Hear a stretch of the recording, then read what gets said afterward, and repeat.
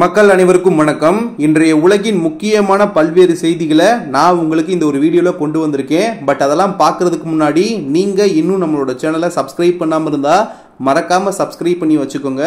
வாங்க இப்போ நம்ம செய்திகளை ஒவ்வொன்றாக பார்க்க ஆரம்பிப்போம். முதல் செய்தியாக நம்ம பார்க்க போறது இந்தியா அமெரிக்கா தொடர்பான செய்தி தான் நண்பர்களே. என்னன்னா, அமெரிக்காவோட அதிபர் டொனால்டு ட்ரம்ப் ஒரு இந்திய இறக்குமதிகளுக்கு 25% இறக்குமதி வரி விதிப்பதாக அறிவிச்சிருக்காப்ல. இதை நம்ம பார்த்துட்டு தான் இருக்கோம். இந்த மாதிரி வரி விதிப்பதாக அறிவிச்சதை தொடர்ந்து அமெரிக்காவோட அதிபரை சமாதானப்படுத்தும் விதமாக அமெரிக்காவிலிருந்து சில பொருட்களை வாங்குவதை அதிகரிக்க இந்திய அரசு பரிசீலித்து வருவதாக ப்ளூம்பெர்க் செய்தி வெளியிட்டிருக்கு. இருப்பினும் பார்த்தோம்னா, இந்த பாதுகாப்பு உபகரணங்கள் குறிப்பா சொல்லணும்னா F-35 போர் விமானங்கள் வாங்குவது இதுல அடங்காது அப்படின்ற மாதிரி அறிக்கையில கூறப்பட்டிருக்கு. மேலும் என்ன கூறியிருக்காங்க அப்படின்றத நம்ம பார்த்தோம்னா, அதாவது அமெரிக்காட்ட இருந்து F-35 போர் விமானங்கள் வேண்டாம் அப்படின்ற மாதிரி இந்தியா தெரிவித்ததாக கூறப்படுது. ட்ரம்பின் வரி விதிப்புக்கு எதிராக உடனடி பதிலடி நடவடிக்கைகளை இந்தியா எடுக்க விரும்பவில்லை அப்படின்னும் இருதரப்பு வர்த்தக பேச்சுவார்த்தைகளை தொடர விரும்புவதாகவும் இந்த அறிக்கை தெரிவிக்கிறது. ப்ளூம்பெர்க் குறிப்பிட்ட தகவலின்படி பார்த்தோம்னா, இந்தியா அமெரிக்காவிலிருந்து இயற்கை எரிவாயு, தகவல் தொடர்பு சாதனங்கள் மற்றும் தங்கத்தின் கொள்முதலை அதிகரிக்கக்கூடும் அப்படின்ற மாதிரி தெரியுது. அதே சமயம் இந்த F-35 போர் விமானங்கள் தொடர்பாக நம்ம பார்த்தோம்னா, ட்ரம்பின் முக்கிய கோரிக்கையாக உள்ள கூடுதல் பாதுகாப்பு உபகரணங்களை அமெரிக்காவிலிருந்து வாங்குவதை பாரத பிரதமர் திரு நரேந்திர மோடி அவர்களின் அரசு தவிர்க்கும் அப்படின்ற மாதிரி அறிக்கையில கூறுகிறது நண்பர்களே. அதாவது இப்ப பார்த்தோம்னா, நம்ம ரஷ்யாவிடமிருந்து தான் ஆயுதங்களை வாங்குறோம், அதே சமயம் எண்ணெயும் வாங்குறோம். இந்தியாவிற்கு எதிராக மேலும் அபராதமும் விதிப்பதாக ட்ரம்ப்லாம் அச்சுறுத்தலாம் நம்ம பார்த்துருப்போம். என்னப்பா நீங்க வாட்டுக்கு இப்போ எல்லா வர்த்தகத்தையும் ரஷ்யாவோட பண்ணிட்டு இருக்கீங்க, பெரிய அளவிற்கு காசுலாம் அங்கேயே குமியிற மாதிரி தெரியுது, இந்த பக்கம் வர மாதிரியே தெரியல, இப்படியே போயிட்டு இருந்தா நல்லா இருக்குமா அப்படி எப்படின்னு மனுஷன் அப்படியே சொல்லாம சொல்லிட்டு இருப்பதாக, அதாவது இந்த வரி விதிப்பின் மூலமாக சொல்லாம சொல்லிட்டு இருப்பதாக காணப்படுது. அதுபோக கூடுதலாக ஒரு உச்சகட்டமா, அதாவது வெளிப்படையா சொல்லக்கூடிய வகையில தான், போ இப்படியே பண்ணிக்கிட்டே இருக்கீங்களா, நான் உங்களுக்கு கூடுதல் அபராதத்தையும் சேர்த்து விதிக்கிறேன் அப்படின்ற மாதிரி அறிவிச்செல்லாம் நம்ம பார்த்துருப்போம். நேற்று வீடியோ நம்ம சொல்லியிருந்தோம். ஸோ இப்படி இருக்கக்கூடிய சூழல்ல அவர் விரும்பக்கூடிய விஷயமா இருக்குது என்னன்னா, ஏப்பா நம்ம கிட்ட இல்லாத ஆயுங்களா, நம்ம கிட்ட இல்லாத பாதுகாப்பு தலைவனுங்களா, வாங்க அப்படி நம்ம கிட்ட பாருங்க, நம்மளாம் தரமா வச்சிருக்கோம் அப்படின்ற மாதிரி தான் அவர் சொல்லக்கூடிய வகையில் இருந்துகிட்டு நண்பர்களே. மொத்தத்தில் இந்தியா பாதுகாப்பு தளவாடங்கள்லாம் அமெரிக்காவிடம் வாங்கினா நல்லா இருக்கும் அப்படின்ற மாதிரி அமெரிக்கா எதிர்பார்க்குது. ஆனால் நம்ம நோக்கம் என்ன, நம்ம ஒரு புறம் எவன்கிட்டையும் தேவையில்லை, எவன் பொருளும் தேவையில்லை, நாங்கள் எங்களுக்கானதை சுயமாக சொந்தமாக தரமாக தயாரிச்சுக்கிறோம் அப்படின்ற ஒரு பாதையை நோக்கி நம்ம நகர்ந்துகிட்டு இருக்கோம். தற்காலிக காலகட்டத்துக்கு தான் ஒரு சில விஷயங்கள் நம்ம ரஷ்யாவுடன் வாங்கிட்டு இருக்கோம். ரஷ்யா இந்தியா இடையே கூட்டு தயாரிப்புகள் நடைபெற்று வந்துகிட்டு இருக்கு, பிரமோஸ் இது போன்றதெல்லாம் நம்ம பார்த்து வந்துகிட்டு இருக்கோம். ஸோ அதனால தான் இப்போதைக்கு ஒரு சில நாடுகள்ட்ட இருந்து நம்ம வாங்கிட்டு இருக்கோம். எதிர்காலத்தில் இந்தியாவுக்கு சுத்தமாக ஐடியாவே இல்லை, நமக்கான நம்மளே பூர்த்தி செஞ்சுக்கணும், நமக்கான தேவையை நம்மளே நிறைவேற்றி கொள்ளணும் அப்படின்ற ஒரு நோக்கத்தில் தான் நம்ம போயிட்டு இருக்கோம். ஆனால் இவங்களோட எண்ணம்லாம் எப்படி இருக்கணும், அதாவது அமெரிக்கா போன்ற நாடோட எண்ணம் எப்படி இருக்குன்னா, நீங்கள் வாங்குறது தப்பு இல்லை, ஆனால் நீங்கள் வாங்குறது எங்ககிட்ட மட்டும்தான் இருக்கணும், எங்ககிட்ட மட்டும்தான் நீங்கள் வாங்கிட்டே இருக்கணும் அப்படின்ற மாதிரி இருந்துகிட்டு இருக்கு நண்பர்களே. ஆனால் இதெல்லாம் நமக்கு எதிர்காலத்துக்கு நிச்சயமாக செட்டே ஆகாது. இப்போவே இந்தியா அதை கொஞ்சம் கொஞ்சமாக கலட்டி விட ஆரம்பிச்சிட்டாங்க. அதை நம்ம பார்த்து வந்துகிட்டு இருக்கோம். ஸோ அந்த வகையில் தான் இவர் அச்சுறுத்தலை தர மாதிரி அபராதம் விதிக்கிற சில வேலைகள்லாம் பார்த்து வந்துகிட்டு நம்ம பார்த்து வந்துகிட்டு இருக்கோம். அந்த வகையில் இவரை மேலும் கோவப்படுத்தக்கூடிய சில சாத்தியக்கூறுகள்லாம் இருக்கு அப்படின்ற மாதிரி பார்க்கப்படுது. எப்படின்னா, அதாவது ஏற்கனவே ஆர்டர் செய்யப்பட்டதை தவிர அமெரிக்காவிலிருந்து கூடுதல் பாதுகாப்பு உபகரணங்களை வாங்க இந்தியா தயாராக இல்லை அப்படின்ற மாதிரி கூறப்படுது நண்பர்களே. ஏற்கனவே இதில் பெரும்பாலானவற்றில் விநியோகம் பல ஆண்டுகளாக தாமதமாகிட்டு தான் இருக்கு. இதில் பார்த்தோம்னா, இந்த F-35 ஸ்டெல்த் போர் விமானத்தை வாங்குவதில் நாட்டிற்கு ஆர்வமே இல்லை அப்படின்ற மாதிரி, அதாவது நம்மளோட நாட்டிற்கு ஆர்வம் இல்லை அப்படின்ற மாதிரியே இந்தியா அமெரிக்காவிற்கு தெரிவித்தது ப்ளூம்பெர்க்ல குறிப்பிடப்பட்டிருக்கு. இந்த ஆண்டு தொடக்கத்தில் பாரத பிரதமர் திரு நரேந்திர மோடி அவர்கள் வெள்ளை மாளிகை பயணத்தின் போது ட்ரம்ப் இந்த 5ஆம் தலைமுறை F-35 போர் விமானங்களை விற்பனை செய்ய முன் வந்திருக்காரு. ஏப்பாப்பா பார்த்துங்கப்பா, அப்படி வாங்கி விடுங்கப்பா, நம்மளும் தரமா இருக்கு, சிறப்பா இருக்கு அப்படின்னு மாதிரி போற போக்கில் விற்க பார்த்தப்பல மனுஷன். அப்படி இருக்கக்கூடிய சூழல்ல இந்திய அதிகாரிகள் அமெரிக்காவிடம் பாதுகாப்பு உபகரணங்களை கூட்டாக உருவாக்குதலையும் அவற்றை இந்தியாவில் உற்பத்தி செய்வதிலும் இந்தியா அதிகம் ஆர்வம் காட்டுகிறது அப்படின்ற மாதிரி தெரிவிச்சாங்க. அதாவது அந்த மனுஷனமோ நம்மக்கிட்ட விற்கிற வேலையை மட்டும்தான் வந்து பார்க்கலாம் அப்படின்ற ஒரு நிலைமையில இருந்து யோசிச்சுட்டு இருந்தாப்புல. ஆனால் இந்தியாவோட, நான் தான் முன்னாடி சொன்னேன் நண்பர்களே, இந்தியாவோட செயல்பாடு எல்லாமே அடுத்த கட்டத்தை நோக்கி நகர ஆரம்பித்து விட்டது. நாங்கள் வாங்குற காலம்லாம் போயிருச்சு, வேணா இப்போதைக்கு கூட்டாக சேர்ந்து தான் தயாரிக்கலாம், எதிர்காலத்தில் அதுவும் இருக்குமா தவிர நாங்களே சொந்தமாக வந்து தயாரிப்போம், அதுக்கப்புறம் தரமான தளவாடங்களை நாங்களே பல நாடுகளுக்கு ஏற்றுமதி செய்ய ஆரம்பிச்சிருவோம். குறிப்பாக இப்போவே நாங்கள் அதுக்கான வேலையை ஸ்டார்ட் பண்ணிட்டோம். பிரம்மோஸ் போன்ற ஏவுகணைகள்லாம் பல நாடுகள் விரும்பி வாங்க ஆரம்பிச்சிட்டாங்க. அப்படின்ற மாதிரி தான் இந்தியாவோட கொள்கை, இந்தியாவோட செயல்பாடாக இருந்துகிட்டு இருக்கு. ஆனால் இன்னமும் அமெரிக்கா போன்ற நாடுகள் எப்படியாவது இந்தியாட்ட விற்போம், இந்தியா வாங்கினா நல்லா இருக்கும் அப்படின்ற ஒரு எண்ணத்தில் இருக்காங்க. தம்பி காலம்லாம் கடந்து போச்சுப்பா அப்படின்ற மாதிரி தான் இந்தியாவோட செயல்பாடுகளுமே அதிவேகமாக முன்னோக்கி நகர்ந்து வந்துகிட்டு இருக்காங்க, நகர்த்தி கொண்டு போயிட்டு இருக்காங்க. ஸோ இப்படிப்பட்ட சூழலில் தான் இந்த F-35 ஜெட் விமானங்களை வாங்குறதுக்கு இந்தியா ஆர்வம் காட்டாத நிலையில இந்தியா ரஷ்யாவின் Su-57 5ஆம் தலைமுறை ஜெட்டுகளை சுமார் 50லிருந்து 60 வாங்கக்கூடும் அப்படின்ற மாதிரி வந்து தகவலாம் வெளியாகி இருக்கு. இது அமெரிக்க அதிபர் ட்ரம்ப் அவரை வந்து மேலும் கோபத்திற்கு உள்ளாகி இருக்கு நண்பர்களே. இந்தியா தனது சொந்த 5ஆம் தலைமுறை போர் விமானமான ஆம்காவை உருவாக்கி வருகிறது அப்படின்னாலும் அது 2035ஆம் ஆண்டுக்கு முன்னர் தயாராகாது அப்படின்ற மாதிரி வந்து எதிர்பார்க்கப்படுது.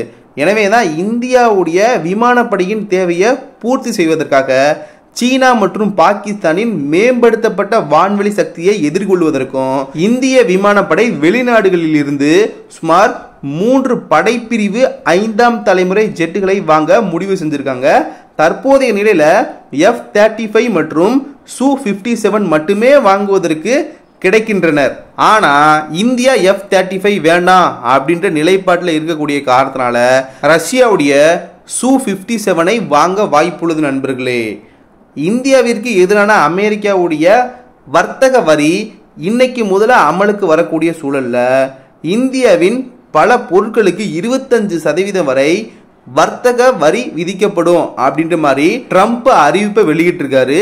அமெரிக்க அதிபர் டொனால்டு ட்ரம்ப் வந்து ஆகஸ்ட் 1ஆம் தேதி முதல் இந்தியாவுக்கு 25% இறக்குமதி வரி விதிக்கப்படும் என்றும் ரஷ்யாவிடமிருந்து எரிசக்தி மற்றும் ஆயுதங்கள் வாங்கும் இந்தியாவிற்கு கூடுதல் அபராதம் விதிக்கப்படும் அப்படின்ற மாதிரி வந்து அறிவித்துள்ளார். இது ஏப்ரல் 2 அன்று ட்ரம்ப் வந்து அறிவித்த 26% வரியை விட 1% குறைவாகும் நண்பர்களே. அதே சமயம் ட்ரம்ப் தனது ட்ரூத் சோசியல் பதிவில் என்ன சொல்லியிருக்காருன்னா, இந்தியா நமது நண்பராக இருந்தாலும் அவர்களின் வர்த்தக கொள்கை மிகவும் கடுமையானவை, உலகிலேயே மிக உயர்ந்த வரிகளை விதிக்கும் நாடுகளில் இந்தியாவும் ஒன்று. மேலும் ஐரோப்பிய நாடுகள் ரஷ்யாவின் செயல்பாடுகளை கண்டிக்கும் இந்த நேரத்தில் இந்தியா ரஷ்யாவிடமிருந்து எரிசக்தி மற்றும் இராணுவ தளவாடங்களை அதிகமாக வாங்குவது நல்லதுக்கு இல்லை, நல்லதுக்கே இல்லை. எங்ககிட்ட வந்து வாங்கினா அது நல்லதாக இருந்திருக்கும். எப்படி நாங்கள் எப்படி வந்து இப்போ வந்து ரஷ்யாட்ட வாங்குறது நல்லதுன்னு சொல்ல முடியும்? அதனால் நல்லதே இல்லை. எனவே ஆகஸ்ட் 1ஆம் தேதி முதல் இந்தியா 25% வரி மற்றும் அதற்கான அபராதத்தை செலுத்தியே ஆகணும். அதாவது இந்த பஞ்சாயத்துக்கு நீ 1001 ரூபாய் அச்சே ஆகணும், அபராதத்தை செலுத்தியே ஆகணும் அப்படின்ற மாதிரி தான் மனுஷன் வந்து சொல்லியிருக்காப்புல. இந்த மாதிரி வந்து ஒரு அதிருப்தியை வெளிக்காட்டக்கூடிய வகையில் குறிப்பிட்டிருக்காரு. என்னதான் அதிருப்தியை வெளிக்காட்டியிருந்தாலும் இதெல்லாம் அமெரிக்காவிற்கு இனி வரக்கூடிய நாட்களில் ப்ளஸ்ஸாகவே மாறப்போதா, ரஷ்யாவிற்கு இதெல்லாம் மைனஸாகவே மாறப்போதா அப்படின்றத பார்த்தோம்னா கிடையாது. இந்த மாதிரி வந்து வெறுப்பை ஏற்படுத்தக்கூடிய காரணத்தினால கூடுதல் மைனஸை தான் அமெரிக்கா சந்திக்க நேரிடும். அதே சமயம் கூடுதல் ப்ளஸை தான் ரஷ்யா சந்திக்கும். அதில் எந்த ஒரு சந்தேகமும் இல்லை. இவர்கள் ஒரு விஷயத்தை பண்ணலாம் சொல்லி வந்து பண்ணுறாங்க அமெரிக்கா, ஆனால் அது அவர்களுக்கே ஒரு ஆபத்தாக வந்து முடியுது. பார்ப்போம் இந்த வரி விஷயத்தில் இனி வரக்கூடிய நாட்களில் எவ்வாறெல்லாம் செயல்படுறார்கள், அதை எவ்வாறு உலக நாடுகள் எதிர்கொள்கிறார்கள் அப்படின்றத பார்த்துடலாம். அடுத்த செய்தியாக ட்ரம்ப் அவருடைய வரி கொடுமையை பற்றி தான் நம்ம பார்க்க போகிறோம். அதாவது அமெரிக்காவோட அதிபர் ட்ரம்ப் அறிவிச்சிருக்க வரி நீடிப்பு நேற்றுடன் நிறைவடைந்த நிலையில் இன்று அவர் புதிய வரிகளை அறிவிச்சிருக்காரு. உலகெங்கும் 70க்கும் மேற்பட்ட நாடுகளில் இறக்குமதிகளுக்கு 10%லிருந்து 41% வரை ரெசிப்ரோக்கல் வரியை வந்து விதிச்சிருக்காரு. இந்தியாவுக்கு முன்பே அறிவிக்கப்பட்டது போல 25% வரியை ட்ரம்ப் வந்து உத்தரவிட்டிருக்காரு. அதன்படி இந்தியாவுக்கு எவ்வளவு வரி அப்படின்றத பார்த்தோம்னா இந்த உத்தரவின் கீழ இந்திய இறக்குமதியாளர்கள் 25% வரியை சந்திக்க நேரிடும். அமெரிக்காவோட அண்டை நாடான கனடாவுக்கு பார்த்தோம்னா முன்பு 25% இறக்குமதி வரி விதிக்கப்பட்டிருந்த நிலையில இப்போது 35% உயர்த்தப்பட்டிருக்குங்க. அமெரிக்காவில் போதைப் பொருட்கள் நெருக்கடி மற்றும் அமெரிக்க நலன்களுக்கு எதிரான நடவடிக்கைகள் காரணமாகத்தான் இந்த வரி விதிப்பதாக ட்ரம்ப் வந்து கூறியிருக்காரு. எந்த நாட்டிற்கு எவ்வளோ வரி அப்படின்றத பார்த்தோம்னா, சிரியா இங்கே பார்த்தோம்னா 41% வரியையும், லாவோஸ் மற்றும் மியான்மருக்கு பார்த்தோம்னா 40% வரியையும், சுவிட்சர்லாந்துக்கு 39% வரி, ஈராக் மற்றும் செர்பியாவுக்கு வந்து பார்த்தோம்னா 35% வரி, அல்ஜீரியா, போஸ்னியா மற்றும் ஹெர்சகோவினா, லிபியா, தென்னாப்பிரிக்கா நாடுகளுக்கு 30% வரி, India, Brunei, Kazakhstan, Moldova, Tunisia போன்ற நாடுகளுக்கு 25% வரி, பங்களாதேஷ், இலங்கை, தைவான், வியட்நாம் போன்ற நாடுகளுக்கு 20% வரி, Pakistan, Malaysia, Indonesia, Cambodia, Philippines, Thailand போன்ற நாடுகளுக்கு 19% வரி. ஐரோப்பிய ஒன்றியத்தை பொறுத்த வரைக்கும் பார்த்தோம்னா அமெரிக்காவில் 15%க்கும் அதிகமான இறக்குமதி வரி கொண்ட பொருட்கள் இந்த புதிய வரியில் இருந்து விலக்கு அளிக்கப்பட்டிருக்கு நண்பர்களே. அதே சமயத்தில் 15%க்கும் கீழ் உள்ள பொருட்கள் அனைத்திற்குமே வரி 15% அப்படின்ற மாதிரி வந்து உயர்த்தப்பட்டிருக்கு.